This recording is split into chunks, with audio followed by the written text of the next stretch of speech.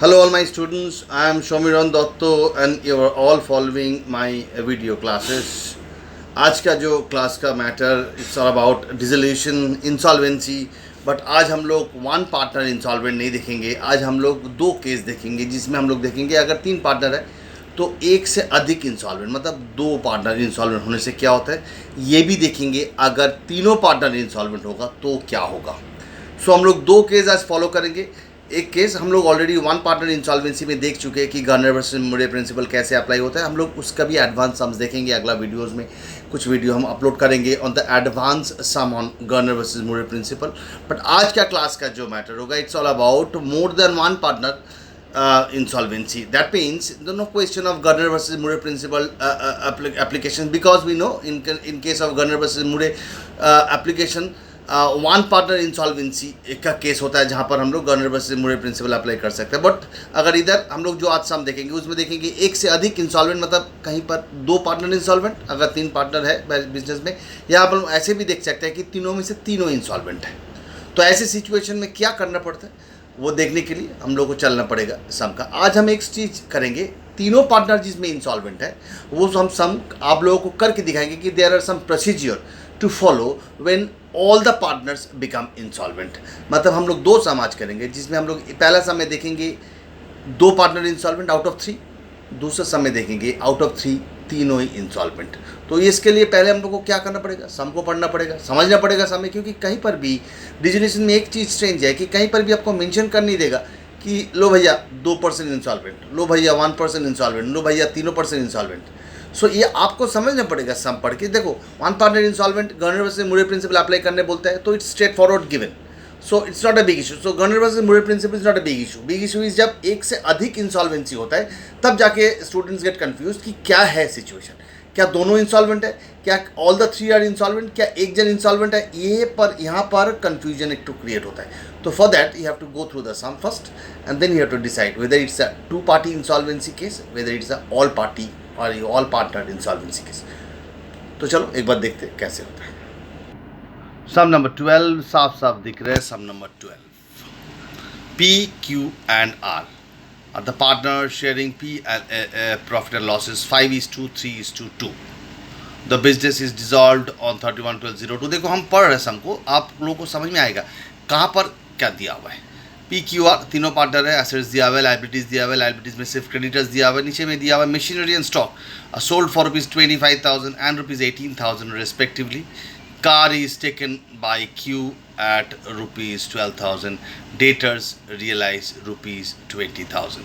so assets का information दिया हुआ है, साथ ही साथ deficiency of any partner in the capital account is to be met by the other partners in the profit sharing ratio। साफ साफ बोल दिया गया कि अगर किसी पार्टनर का डेफिशिएंसी होता है वो दूसरा पार्टनर उसको प्रॉफिट शेयरिंग रेशियो में बियर करता है। पी इज इंसॉल्वेंट, साफ साफ इधर लिखा हुआ है पी इज इंसॉल्वेंट, मतलब एक चीज़ तो तैयार है कि पी क्यू आर में से पी इंसॉल्वेंट है। R can bring only ₹5,000, that means R भी इंसॉल्वेंट है बियॉन्ड 5,000। सोचो अगर आर को 10,000 रुपये लेके आना होगा तो आर 5,000 ही लेके आ पाएगा, तो फिर आर भी टू सम एक्सटेंट इंसॉल्वेंट है। जैसे पी इज टोटली इंसॉल्वेंट वैसे R is not totally insolvent, he is partially insolvent. मतलब सिंपल बोल सकते हैं R is solvent to the extent of 5,000, after which he becomes insolvent। so prepare the accounts in the books of the firm। ऐसे case में ये तो तैयार हो गया कि सब में दिया हुआ है P is totally insolvent, R is partially insolvent। ऐसे सिचुएशन में हम लोग को जो करना पड़ता है, पहले अब हम लोग को क्या दिखाएंगे, आप लोगों को हम क्या दिखाएंगे कि एक फ्लैट रियलाइजेशन अकाउंट जो बनता है, जो नॉर्मल सिनेरियो नॉर्मल के अनुसार नॉर्मल नियम के अनुसार बनता है, उसको हम पहले बनाएंगे, उसको हम पहले दिखाएंगे। उसके बाद I will start showing the capital account portion, जिसमें कुछ मैकेनिज्म तो होगा, वो मैकेनिज्म जरूर हम समझाएंगे। But before that let me show you the realisation account of sum number 12 of my material.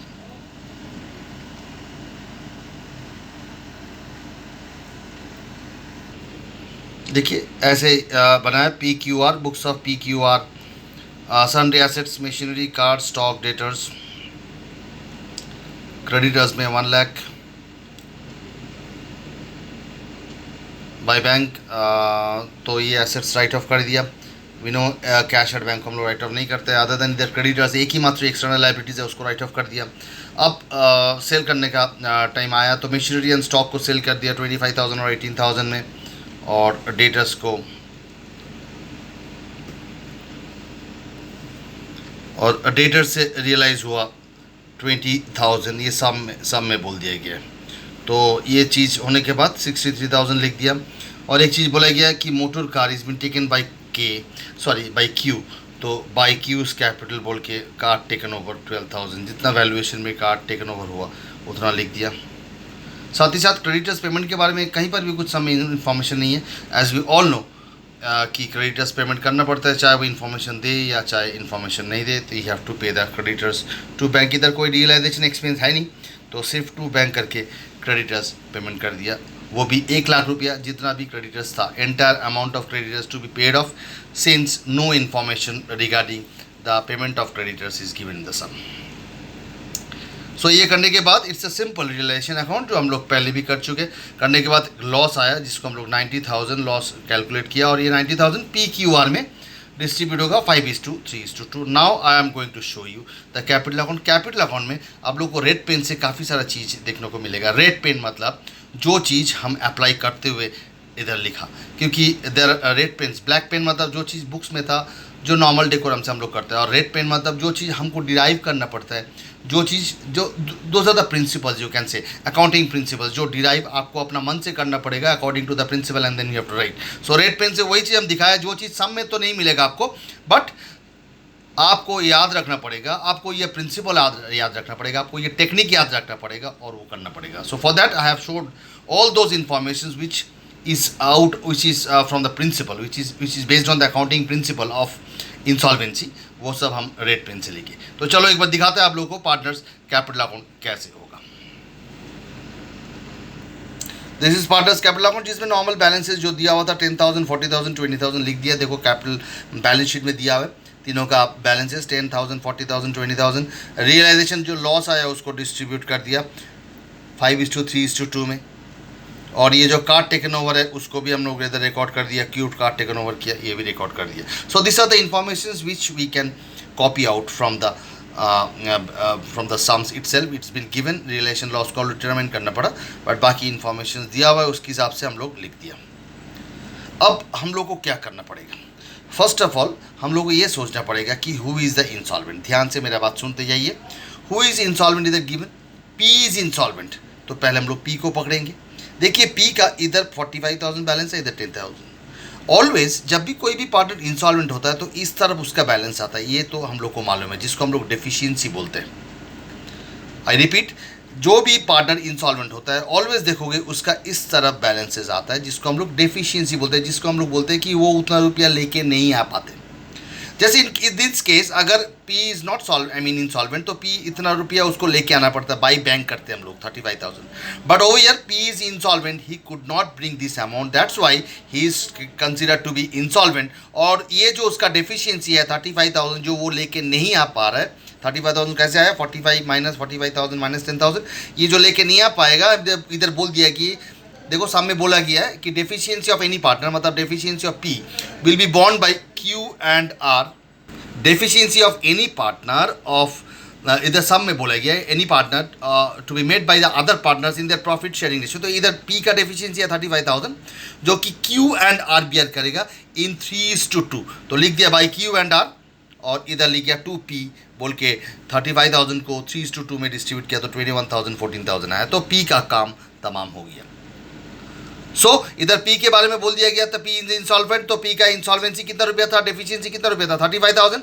हम लोग बहुत सारा समय देखा था कि जितना भी इंसॉल्वेंट होता है उसमें से वो कुछ पैसा लेके आ पाता है, तो अगर कुछ पैसा लेके आ पाता तो बाई बैंक करते, बट इधर P could not bring anything, तो जिसके कारण P का जो टोटल आया डेफिशिएंसी वो 35,000 to be borne by Q and R in the profit sharing ratio that is 3:2, तो कर दिया by Q and R 2P बोल के 21,000, 14,000। करने के बाद अब आएगा नेक्स्ट किसका बारी है, R का बारी, क्योंकि R के बारे में हाईलाइट किया गया समय कि R कुड ब्रिंग ओनली ₹5,000। तो देखते हैं एक बार R का क्या सिचुएशन है। This is how you have to see the thing, whenever more than one partner become insolvent, तब जाके आपको ऐसे करके खुरच के इन्फॉर्मेशन निकालना पड़ेगा। नेक्स्ट हम लोग किस में जाएंगे, R में जाएंगे। R का कितना बैलेंस आ रहा है, this plus this minus this, तो 18,000 प्लस 14,000 माइनस 20,000 कम्स टू 12,000, मतलब R का डेफिशिएंसी है 12,000। बॉस इधर देखो 18,000 प्लस 14,000 32,000 माइनस 20,000, आर का डेफिशिएंसी होता है 12,000, आर का डेफिशिएंसी 12,000 में से वो 5,000 रुपया 5,000 ही कुड ब्रिंग, तो देखो बाई बैंक कर दिया 5,000, तो बाद बाकी कितना बचता है 7,000। अब आर का जो डेफिशिएंसी है कौन बियर करेगा, पी का हो गया, तो आर का जो डेफिशिएंसी कौन बियर करेगा, अल्टीमेटली क्यू भी बियर करेगा, तो बाई क्यू लिख के इधर कर दिया और 2R लिख के कर दिया। उसके बाद क्यू का देखिए, क्यू को इतना रुपये लेके आना पड़ा पूरा भरपाई करने के लिए। यही है पार्टनरशिप बिजनेस का डिसएडवांटेज, किसी एक जन का लॉस दूसरे जन को लेना पड़ता है, और अल्टीमेटली देखो इधर पूरा रिस्पॉन्सिबिलिटी आके किसके ऊपर पड़ा, क्यू के ऊपर पड़ा, क्योंकि पी टोटली इंसॉल्वेंट, आर 5,000 देने के बाद टोटली इंसॉल्वेंट हो गया, तो जितना बैलेंस बचा वो आर क्यू को बियर करना पड़ा, और अल्टीमेटली क्यू को पूरा रुपया लेके आना पड़ा 27,000। सिंस क्यू के बारे में कुछ बोला नहीं गया तो Q is solvent. So this is how you have to deal with the case when more than one partner become insolvent. तो एक एक करके आपको देखना पड़ेगा। पहले जिस पार्टनर के बारे में बोल दिया गया कि वो पूरी इंसॉल्वेंट है, पैसे उसको हाईलाइट करना पड़ेगा, उसका जो डेफिशिएंसी होगा बाकी दोनों पार्टनर में एलोकेट करना पड़ेगा। उसके बाद दूसरा पार्टनर जिसके बारे में बोल दिया गया कि वो पार्शियल इतना रुपया लेके आ पा रहे हैं, उसको हाईलाइट करना पड़ेगा, देखना पड़ेगा उसका कितना डेफिशिएंसी है, उसमें से वो कितना रुपया लेके आ पा रहे हैं। जैसे आर के लिए देखा था 12,000 इज इज डेफिशिएंसी, जिसमें से वो 5,000 लेके आ पा रहा है, तो बाकी 7,000 जो बियर करेगा क्यू, एंड अल्टीमेटली क्यू अपना पैसा लेके आएगा अपना बैंक अकाउंट में से। उसके बाद as usual normal bank account तो नॉर्मली होगा। ये लेके आया 5,000, ये लेके आया 7,000, देखो मैंने सब कुछ रिकॉर्ड कर दिया। 63,000 जो एसेट सेल करके हुआ तो ओपनिंग बैलेंस और क्रेडिटर्स पेमेंट करने से ऑटोमेटिकली टैली हो गया। So it's not about the bank account and relation account in this sum. It's all about this account. This is the key account of this sum. So ये partners capital account को एक बार ध्यान से देख लीजिए हमने क्या किया, और हो सके तो एक बार सोचते जाइए, और बार बार हम बोल रहे हैं अगर पॉसिबल है तो छोटा छोटा पॉइंट्स के हिसाब से पॉइंट्स को लिखते जाइए, तभी जाके आप लोग फ्यूचर में कोई भी समय ऐसे होगा तो अप्लाई कर सकेंगे जहाँ पर दो पार्टनर मतलब एक से अधिक पार्टनर इंसॉल्वेंट होगा। So this is a case where at least one partner remains solvent, बाकी 2 partner became insolvent.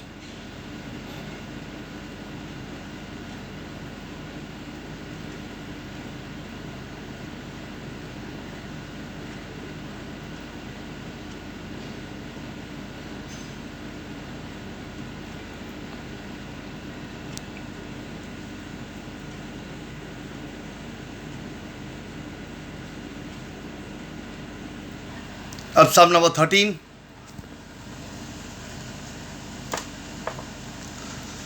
H and N are partners. This. जिसमें बैलेंस शीट देखो एक तो दिया हुआ है, दो पार्टनर है इधर H और N। N का इधर डेबिट बैलेंस है,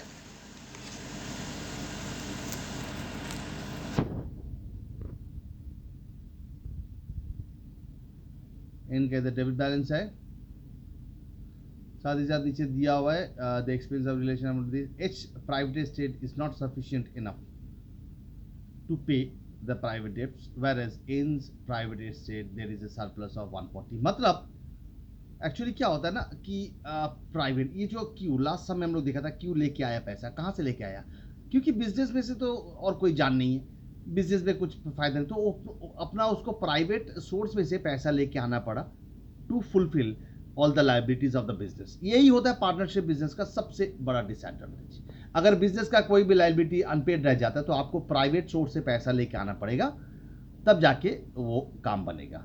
मतलब ये माना जाएगा कि प्राइवेटली आप रिसोर्सफुल हो, प्राइवेटली आप कैपेबल हो to bring the shortfall which is required to pay the business liabilities. जैसे लास्ट समय हुआ था सम नंबर 12 में हम लोग देखा था अल्टीमेटली क्यू को पैसा लेके आना पड़ा।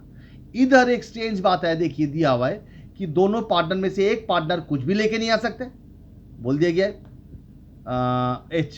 H could not bring anything and N सिर्फ 140 लेके आ सकते हैं। ऐसे दोनों सिचुएशन में दोनों पार्टनर, जब एक पार्टनर कुछ भी लेके नहीं आ सकते, एक पार्टनर सिर्फ 140 लेके आ सकता है। देखिए इधर जबकि क्रेडिटर्स है 3,200, आप 140 लेके आ सकते हो। दैट मीन्स ऐसे सिचुएशन में हम लोग को ये पकड़ के चलना पड़ेगा कि this is a case where all partners become insolvent. और इधर देखिए एक डेफिशिएंसी अकाउंट भी बनाने बोला है, विच मीन्स दैट कि इधर हर एक लाइबिलिटीज को पेमेंट करना पॉसिबल नहीं होगा क्योंकि दोनों पार्टनर इज इंसॉल्वेंट। सो जब भी एक चीज़ याद रखिएगा, जब भी दोनों पार्टनर ही इंसॉल्वेंट होता है, सम में सम पढ़ के आपको जैसे समझे कि सम में पूरा सेंस भी क्लियर नहीं है, बट इधर ये पकड़ना पड़ेगा कि एज का प्राइवेट एस्टिमेट से कुछ पैसा लेके नहीं आ पा रहा है और एन 140 लेके आ पा रहा है। ऐसी सिचुएशन जब भी होगा कि एक जन कुछ भी लेके नहीं आ पा रहा है, एक जन थोड़ा बहुत लेके आ पा रहा है, तब आप पकड़ के चलना कि it's a case of all partner insolvent, where एक चीज़ आपको तय है कि आपको रियलाइजेशन अकाउंट बनाना है in the same manner what we used to do in the last few videos, what we have done in the last few videos। आज भी हम लोग एक रिलेशन अकाउंट बनाया था जिसमें हम लोग देखा था रिलेशन अकाउंट बनाते हुए, तो सेम टेक्निक फॉलो करना पड़ेगा। बट एक चीज़ याद रखिएगा, एक चेंजेस होगा, कोई भी एक्सटर्नल लाइबिलिटीज ना राइट ऑफ होगा ना पेमेंट होगा। सो हम लोग एक चीज चेंजेस देखेंगे रिलेशन अकाउंट में, when it's a case of all partner insolvent, तब जाके कोई भी एक्सटर्नल लाइबिलिटीज, चाहे वो क्रेडिटर्स हो, चाहे वो बिल्स पेएबल हो, चाहे कोई भी लोन हो, no such external liabilities neither will be written off in the relation account by side nor will be paid in the to side। so इधर एक ही मात्र एक्सटर्नल लाइबिलिटीज है, दैट इज क्रेडिटर्स। तो क्रेडिटर्स का entry आप लोग realisation account में नहीं देखोगे ये समय। ये कौन सा केस में, जहां पर all the partners become insolvent. So let me show you. और एक चीज है, ये सब में ना कुछ टेक्निक है, जिस टेक्निक को हम दिखाएंगे आप लोग को करके, इधर आप लोग को ये हम करके दिखाएंगे। हमने किया नहीं अभी तक, ये हम करके दिखाएंगे। बट पहले हम रिलेशन अकाउंट करके रखा, तो रिलेशन अकाउंट को एक बार दिखा दे कैसे विदाउट कंसीडरिंग द क्रेडिटर्स हमने रिलेशन अकाउंट बनाया। तो वो दिखाने के बाद I will move on to the latter part of the sum, the next part of the sum. तो चलो एक बार दिखाते हैं रियलाइजेशन अकाउंट कैसे बनेगा। सम नंबर 13 फ्रॉम माई मटेरियल, जिसमें एसेट्स दिया हुआ है 1200, furniture, plant and machinery, furniture, debtors, stock, चारों चीज़ दिया हुआ है। कैश तो नहीं लिखते हम लोग, इधर लिख दिया।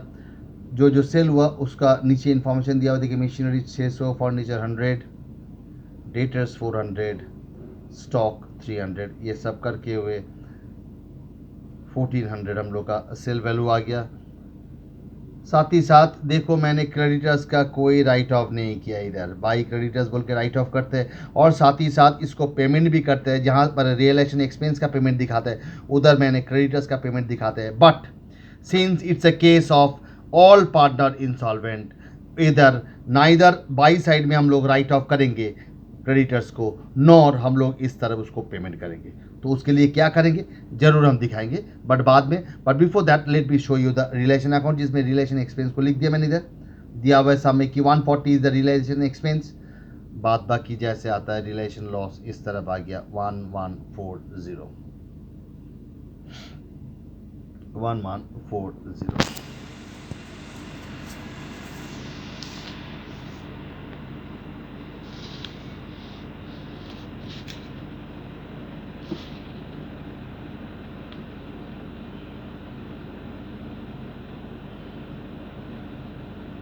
एक बार देख लिया हम लोग रिलेशन अकाउंट, जिसका कंसेप्ट शायद आप लोग को क्लियर हो गया होगा कि कैसे हमने बनाया। सिर्फ एक चेंजेस है कि एक्सटर्नल लाइबिलिटीज़, मतलब ये सब में तो क्रेडिटर्स ही था, एक्सटर्नल लाइबिलिटीज़ उसको मैंने नहीं लिया, और ना इधर मैंने उसको पेमेंट साइड में दिखाया। चलो तो ये लॉस आ गया, इसको देखते हैं। अब हम पार्टनर्स कैपिटल अकाउंट दिखाएंगे। पार्टनर्स कैपिटल अकाउंट देखो मैंने कुछ भी नहीं किया, सिर्फ आप लोग के लिए रख दिया करने के लिए। देखो ओपनिंग बैलेंस मैंने लिख दिया इधर, बाई बैलेंस ब्रॉट डाउन, और एंड का डेबिट बैलेंस है 2 ड्राइंग्स इधर। साथ ही साथ ये जो 1140 लॉस आया था इसको इक्वल, क्योंकि they are the equal partner, equally distribute कर दिया। 2 रिलेशन लॉस 570, 570।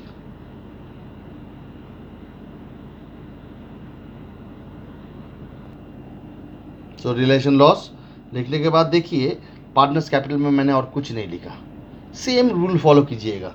बैंक में हम चाहते हैं, बैंक में देखते हैं। अब हम देखेंगे बैंक अकाउंट टू कैश कितना रुपया है बैंक में 180। और साथ ही साथ एक चीज़ हमको देखना पड़ेगा, ये जो एसेट्स सेल हुआ इसका भी रिकॉर्ड इधर करना पड़ेगा। टू रियलाइजेशन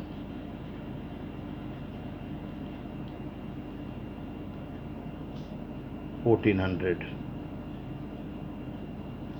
देखिए रिलेशन एक्सपेंस पे हुआ, इसका भी रिकॉर्ड करना पड़ेगा। by realization expense,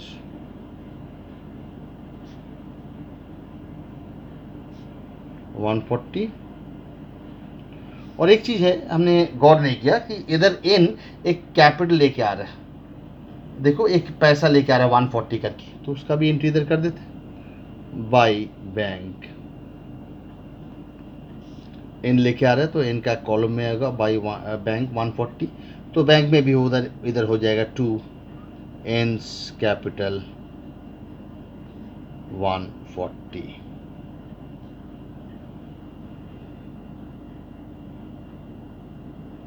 तो मैंने क्या किया, एक बार ध्यान से आप लोग देख लीजिएगा। हम पहले कैपिटल अकाउंट को अधूरा छोड़ दिया, देखिए बंद नहीं किया मैंने, सिर्फ जितना इन्फॉर्मेशन था उतना लिखने के बाद मैंने बैंक अकाउंट में आ गया। बैंक अकाउंट का हम देख रहे हैं, बैंक में जितना प्रोबेबल एंट्रीज है वो सब कर दिया। अब और बैंक में कोई एंट्री नहीं बचेगा, सब प्रोबेबल एंट्रीज मैंने कर दिया। देखिए बैंक का इधर बैलेंस बचेगा 1580, यही बचेगा, देख लीजिए कैलकुलेट करते हुए, आप लोग खुद से कैलकुलेट कीजिए। इतना ही बैंक में बचेगा, मतलब बैंक के पास इतना ही रुपया है।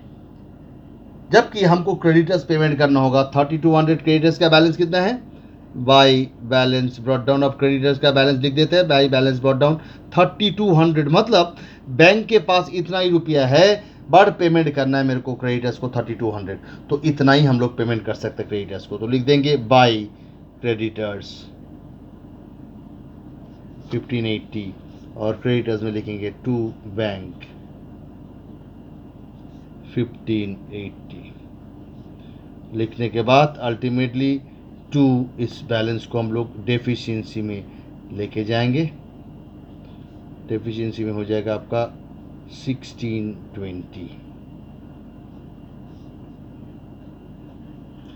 हम लोग क्या किया, बैंक को पहले बैलेंस आउट किया, बैंक में देखा कितना अवेलेबल फंड है, उस अवेलेबल फंड हम लोग पेमेंट कर दिया किसको, वो अवेलेबल फंड को हम लोग इस्तेमाल किया टू पे द क्रेडिटर्स।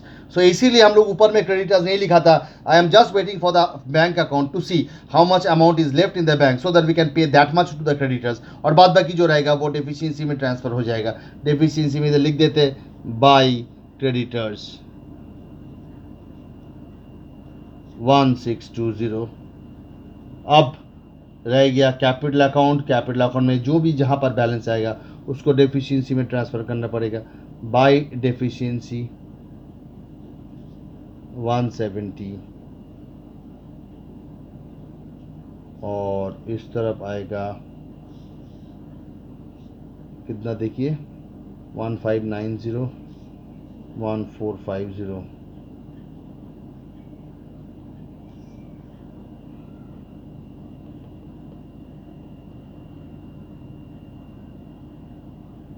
देखिए बैलेंसिंग करने से डेफिशिएंसी आया 170 एच का, एन का 1450, उसके बाद बाई डेफिशिएंसी हुआ, तो डेफिशिएंसी में दोनों को ऐड करने से कितना आएगा 170 plus 1450 270, 2H 2N 2H 2N जोड़िएगा तो यही आएगा आपका 1620।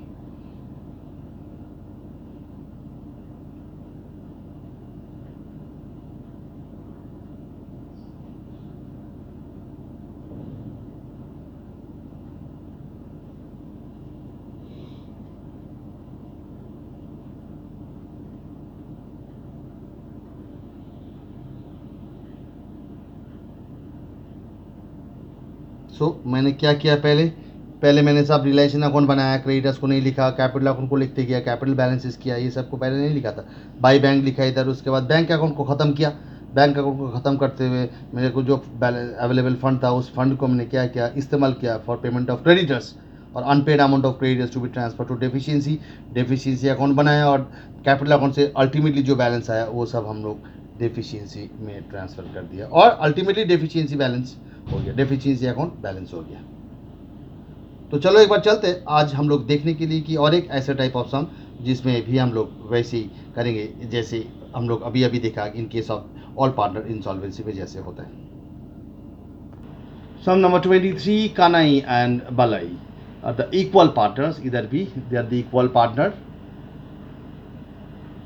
और उन लोग का कैपिटल बैलेंसेस दिया हुआ है। कनाई का कैपिटल बैलेंस 50,000, इस तरफ एसेट, इस तरफ लाइबिलिटीज, और बलाई का इस तरफ बैलेंस है 34,000 जो भी है। दिस द बैलेंस शीट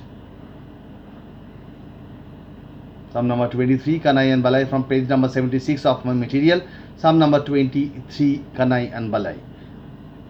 ये कैसे पता चलेगा कि ये ऑल पार्टनर इंसॉल्वेंसी है? देखते हैं एक बार नीचे का इन्फॉर्मेशन, क्योंकि ये बैलेंस शीट तो नॉर्मल बैलेंस शीट है जो हम लोग अभी तक देखते आए।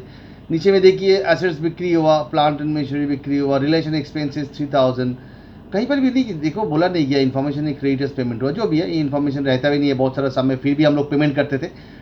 ये सब में देखिए नीचे का information private estates and private liability, मतलब इसके पास कनाई के पास 20,000 का प्राइवेट एस्टेट है जिसका प्राइवेट लाइबिलिटीज है उसका 17,000। दैट मीन्स प्राइवेटली वो 3,000 ही लेके आ पाएगा, 3,000 ही कुड ब्रिंग। साफ साफ दिख रहा है कि 20,000 उसका प्राइवेट एस्टेट है जिसमें से प्राइवेट डेप्ट्स है उसका 17,000। तो प्राइवेट एस्टेट में से आपको प्राइवेट डेप्ट्स पहले देना पड़ेगा, उसके बाद वो पैसा आप बिजनेस में लेके आ सकोगे। इसके लिए तो एक भी पैसा लाना मुमकिन नहीं है क्योंकि इसका private estate is less than the private debts.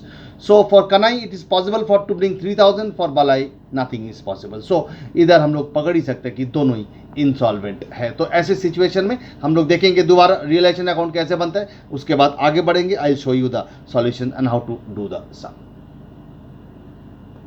Some number 23 में एज इट इज जैसे मैंने एसेट्स को राइट ऑफ करते गया, बट क्रेडिटर्स को मैंने नहीं लिखा, इधर लिख के भी मैंने काट दिया था क्योंकि क्रेडिटर्स इधर नहीं होगा, क्योंकि this is a case where all the partners are insolvent. So इसलिए हम लोग एक्चुअली क्रेडिटर्स को नहीं लिखते इधर, क्योंकि हम लोग को मालूम नहीं कि क्रेडिटर्स को हम लोग कितना पे कर सकते हैं। नॉर्मली हम लोग जब इधर क्रेडिटर्स को लिखते हैं तो हम लोग टू बैंक करके क्रेडिटर्स का पेमेंट भी कर देते थे पूरा अमाउंट। यही कॉन्सेप्ट हमने सिखाया आप लोगों की, क्रेडिटर्स अगर इधर लिख रहे हैं तो इधर भी उसको पेमेंट कर देंगे पूरा amount. But over here in the case of all partner insolvent we don't know कि हम लोग क्रेडिटर्स तो इधर लिख देंगे, बट कितना हम लोग पेमेंट कर सकते हैं, कितना पेमेंट करने के लिए हमको क्या देखना पड़ेगा, बैंक अकाउंट बनाना पड़ेगा to see how much I can pay to the creditors, how much the amount is available to be paid to the creditors. So जब तक हम लोग बैंक अकाउंट नहीं बनाते तब तक हम लोग श्योर नहीं होते, इसीलिए हम लोग क्रेडिटर्स अकाउंट को इधर नहीं लिखते। बाद बाकी जो भी लिखना है लिखते हैं। एसेट्स को सेल कर दिया, इधर लिख दिया मैंने, एसेट्स को सेल कर दिया, रिलेशन एक्सपेंस 3,000 पे कर दिया, and thereafter the realisation loss. ये इक्वली डिस्ट्रीब्यूट होगा, सब में बोल दिया गया कि इक्वली डिस्ट्रीब्यूट होगा ये 8,000 लॉस।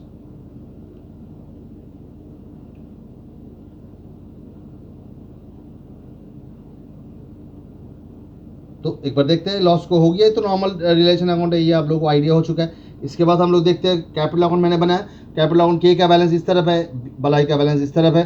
पीएल अकाउंट का लॉस एक तो है बैलेंस शीट में, देखिए वो लॉस 16,000 है, उसको 8,000 बांट दिया, और रिलेशन लॉस जो 8,000 आया उसको 4,000 बांट दिया। एक चीज़ हम इधर करके रख सकते हैं जो हम लोग को मालूम है, जैसे कनाई 3,000 लेके आ पा रहे तो बाई बैंक कर दिया 3,000, कनाई 3,000 लेके आ पा रहे, क्योंकि सब में से अभी हम लोग देखा कि उसका प्राइवेट एस्टेट इज 20,000, प्राइवेट डेप्ट इज 17,000। तो he can bring 3,000 from his private estate. So ये गया कैपिटल अकाउंट। इसको छोड़ते हुए हम आगे बढ़ेंगे। बैंक अकाउंट का ओपनिंग बैलेंसेस दिया हुआ है, रिलेशन अकाउंट से जो एसेट सेल हुआ उसका अमाउंट कर दिया इधर, जो एक्सपेंसेस पे हुआ 3,000 उधर ये भी लिख दिया। ये जो कनाई लेके आया 3,000 इसका भी इधर लिख देते हैं टू कनाई 3,000 वो लेके आ पा रहे थे, इधर कर दिया। तो इधर देखिए कितना रुपया का बैलेंसेस हुआ, ये करने से आपके पास बैलेंस आएगा 75,000 डन। तो अब क्रेडिटर्स देखिए कितना बैलेंस है, ओपनिंग बैलेंस क्रेडिटर्स मैंने लिख के रखा, ओपनिंग बैलेंस 80,000। तो क्रेडिटर्स का 80,000 में से हम लोग कितना पे कर सकते हैं, 75,000, तो उतना ही हम लोग पे कर देंगे बाई क्रेडिटर्स बोल के। तो क्रेडिटर्स में लिख देते हैं टू बैंक 75,000, और 5,000 जो नहीं पे कर सकते उसको हम लोग कहाँ पर ट्रांसफ़र करेंगे, वी नो, उसको हम लोग डेफिशिएंसी में ट्रांसफ़र कर देंगे 5,000।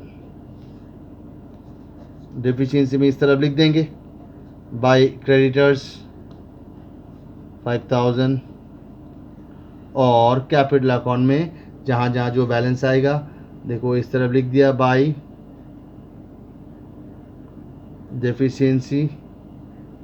बी का इस तरफ आ रहा है 46,000, और के का इस तरफ आ रहा है टू डेफिशिएंसी।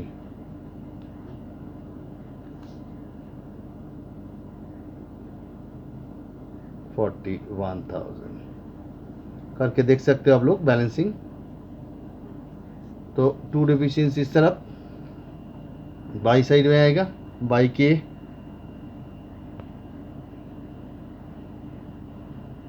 बाई के 41,000 और 2n ये जो आया था 2n 46,000। तो ये भी टैली हो गया। ये 46,000 है एक्चुअली, थोड़ा हैंड राइटिंग के चलते। तो ये हो गया आपका टोटल कंप्लीट सम जैसे हमने किया। कैसे किया मैंने एक बार दिखा दे। पहले रिलेशन अकाउंट बनाया, रिलेशन अकाउंट बनाने के बाद स्ट्रेट फॉरवर्ड मैंने कैपिटल अकाउंट में आ गया। कैपिटल अकाउंट मैंने यहाँ तक बनाया था, यहाँ तक, और इधर यहाँ तक छोड़ दिया। आ गया स्ट्रेट फॉरवर्ड बैंक अकाउंट में, बैंक अकाउंट में ये सब रिकॉर्ड कर दिया, यहाँ तक रिकॉर्ड कर दिया। देखा कि 75,000 का बैलेंस बच रहा है। स्ट्रेट फॉरवर्ड मैंने चला गया क्रेडिटर्स अकाउंट में, देखा कि 80,000 पेमेंट करना था क्रेडिटर्स को, आई कैन ओनली पे 75,000, कर दिया पेमेंट। तो 5,000 का डेफिशिएंसी आया, डेफिशिएंसी अकाउंट में ट्रांसफ़र कर दिया और अल्टीमेटली कैपिटल अकाउंट बैलेंसिंग किया डेफिशिएंसी से। तो बाई डेफिशिएंसी आया भलाई का 46,000 बाई साइड में, टू साइड में कनाई का आया 41,000। सो इस तरफ आया टू भलाई 46,000 और बाई कनाई टू भलाई हुआ ये by Kanai 41,000। So ultimately the thing gets study. So this is all about the case where one partner, more than one partner gets insolvent, चाहे वो 2 पार्टनर इंसॉल्वेंसी हो, चाहे ऑल पार्टी इंसॉल्वेंसी हो। एक बार देख लीजिए आप लोग, जरूर रिवाइज कीजिए, जरूर वीडियो को देखते जाइए जरूर, क्योंकि दिस इज़ अ केस जहाँ पर आपको काफ़ी सोचना पड़ेगा, क्योंकि कोई भी बुक में आपको ऑल पार्टनर इंसॉल्वेंसी का कोई थ्योरी नहीं मिलेगा। जैसे गर्नर वर्सेस मुरे प्रिंसिपल का एक पर्टिकुलर थ्योरी है, थ्योरी मानते हुए चलेगा। जहाँ पर थ्योरी है ना, उधर पढ़ना बहुत आसान हो जाता है, पर जहाँ पर कुछ थ्योरी नहीं है आपको अपना बुद्धि निकालना पड़ेगा। जैसे देखिए कनाई और बलाई अभी जो सम हमने किया, इसमें देखो पता कैसे चला कि ऑल पार्टनर इंसॉल्वेंसी है। कहीं पर भी सम में बोला नहीं गया कि ऑल पार्टनर्स आर इंसॉल्वेंट। सो नीचे से हमको पता चला, वो जो private estates and private debts दिया हुआ था। तो ऐसे करके आपको प्रिंसिपल अप्लाई करते हुए ऐसे सम्स को करना पड़ेगा जहाँ पर all partners becomes insolvent. So this things needs some practice. आप लोग गो थ्रू कीजिए, वीडियो को देखते जाइए और प्रैक्टिस करते जाइए। अगर कुछ प्रॉब्लम होता है तो मेरे को कॉन्टैक्ट कीजिए एंड कॉल कीजिए। फॉर टिल देन आप लोग एंजॉय करो वीडियो के साथ। Take care and have a good day.